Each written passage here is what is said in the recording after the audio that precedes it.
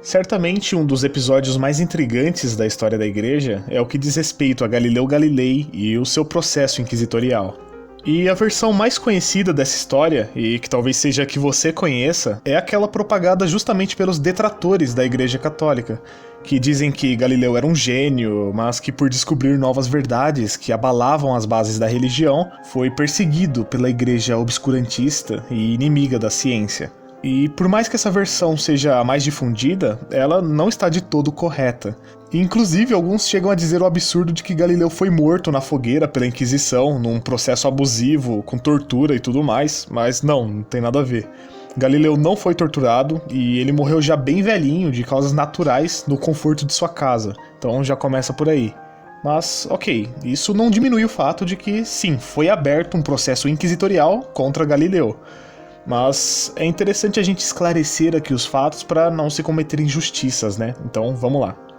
Primeiro, eu acho que é bom a gente entender o que foi a Inquisição, né? E como eu digo no meu vídeo, a real sobre a Inquisição, bem basicamente, a Inquisição foram os tribunais instituídos pela Igreja com o intuito de combater a heresia, ou seja, os erros doutrinários. E isso foi mais do que necessário na medida em que nós vemos que a fé cristã católica era praticamente a razão de viver dos povos europeus da era medieval. Então você deturpar qualquer dogma de fé da igreja naquela época para aquele povo era o maior crime que você poderia cometer. Tanto que antes do surgimento da Inquisição, quando se sabia que alguém praticava ou ensinava heresias, uma multidão se reunia para linchar o herege. Logo, a igreja precisou assumir o papel de julgar os suspeitos de heresia para que isso fosse feito de uma forma mais organizada, né? Então, nesse caso, os tribunais inquisitoriais são, na verdade, um grande marco para o desenvolvimento do direito na história. Pois bem, eis que nasce Galileu em Florença, no ano de 1564, e desde a infância Galileu já demonstrava interesse pela ciência, e com 26 anos de idade ele já era professor na Universidade de Pádua.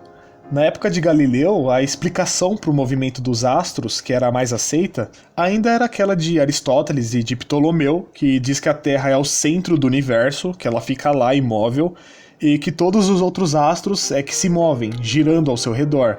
Essa concepção também pode ser chamada de modelo geocêntrico. A princípio, Galileu era adepto dessa visão, mas aí ele conheceu as ideias de Copérnico, que defendia que o Sol era o centro e a Terra que girava ao seu redor, que também é conhecido como modelo heliocêntrico. E então ele foi lá e aderiu a essa hipótese. Lembrando que a essa época tudo era hipótese, tá? Nenhum modelo tinha comprovação científica ainda, somente evidências.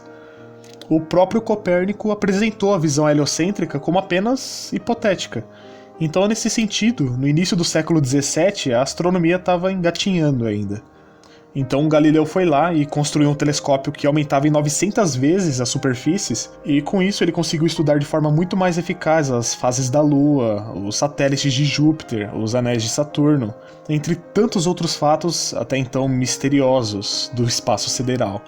Mas é como eu disse, a teoria heliocêntrica, apresentada por Copérnico décadas antes do nascimento de Galileu, ainda era considerada uma hipótese. Mas em 1610, Galileu publicou seu folheto Nuntius Sidereus, ou Mensageiro Sideral, para comunicar algumas descobertas realizadas através de seu telescópio. E um ano depois, em 1611, estudando o Sol, ele acreditou ter encontrado o que era preciso para provar o modelo copernicano. Dessa forma, Galileu foi até Roma e lá ele encontrou um ambiente muito receptivo. Todos queriam ouvir Galileu falar de suas descobertas científicas, inclusive o Papa Paulo V, que o recebeu com todas as honras. E tudo teria se saído muito bem nesse encontro se Galileu e seus discípulos não tivessem entrado em um campo muito complicado, o da exegese bíblica. Aparentemente, se você pegar no sentido mais literal do texto, a Bíblia parecia tender mais ao modelo geocêntrico, já que diversas passagens, como aquela que Josué faz o sol parar no céu, faziam mais sentido numa concepção geocêntrica do mundo. Galileu sabia disso e tentou harmonizar o seu sistema com as Sagradas Escrituras para convencer os seus espectadores. O que, na verdade, configura uma interpretação pessoal da Bíblia, e isso a princípio cheirava muito a livre exame protestante, o que gerou uma certa confusão na época. até que em 1616 o Santo Ofício teve que intervir e uma bula foi promulgada contra o heliocentrismo. Além disso, foi pedido também que Galileu renunciasse às suas posições, o que ele de imediato acatou, sem muita resistência. Pois bem, passaram-se alguns anos e Galileu voltou a defender o modelo heliocêntrico, achando que o fenômeno das marés seria uma prova cabal do movimento da Terra. Mas, como nós sabemos, isso é falso, já que as marés são causadas pela interferência gravitacional da Lua e do Sol na Terra, e não pelo movimento do nosso planeta. Logo, essa não só não é uma prova científica, como ainda está incorreto. A Igreja, então, através do Papa Urbano VIII, que, diga-se de passagem, tinha muita simpatia por Galileu, decide conceder o imprimatur, ou seja, a impressão dos escritos de Galileu, com uma condição, que ele tratasse geocentrismo e heliocentrismo em pé de igualdade. Assim, Galileu escreve uma longa obra chamada Diálogo sobre os dois maiores sistemas do mundo, publicando-a em 1632.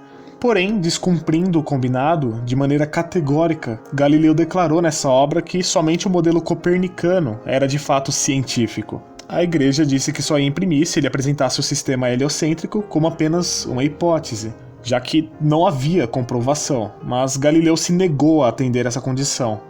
Então aqui nós podemos ver que a Igreja foi quem usou de fato o método científico e não Galileu. Primeiro você prova a sua tese, né? Daí ela deixa de ser hipotética, mas Galileu foi lá e pulou etapas. Daí, os adversários de Galileu assim viram a oportunidade de denunciá-lo à Inquisição. Pois em 1616 ele disse que ia deixar de defender o heliocentrismo, aí em 1632 ele chega botando os dois pés no peito, dizendo que só o heliocentrismo era científico. Então, em 1633, por vários meses se desenrola um processo inquisitorial contra Galileu por aderir e ensinar uma teoria já condenada. E no fim do processo, Galileu foi condenado a ficar o resto de sua vida preso. Mas, meu Deus, que absurdo, pobre Galileu, sujeito a ficar o resto da vida numa cela suja e pequena apenas por ter defendido uma ideia. Calma, tá? Senta lá, vai. A pena de Galileu, pra ser sincero, foi até que bem tranquila. Ele foi autorizado a ficar preso, entre aspas, no grandioso palácio dos seus amigos em Siena. E depois de um tempo, ele resolveu voltar para sua casinha tranquila em Florença, que foi onde ele morreu, aos 77 anos de idade.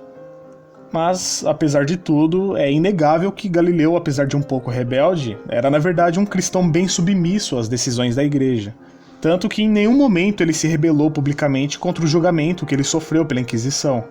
Sabe-se que reza a lenda, né, que depois de ter abjurado as suas teses, ou seja, negado as suas teses, do lado de fora do tribunal, Galileu bateu com os pés no chão e disse "Eppur si move", que quer dizer "e no entanto gira", com relação à Terra. Mas isso é pura invencionice histórica, uma vez que Galileu nunca demonstrou tamanha audácia durante todo o processo.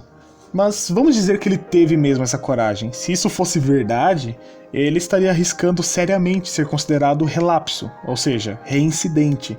E aí o buraco seria muito mais embaixo, aí ia dar ruim pro Galileu.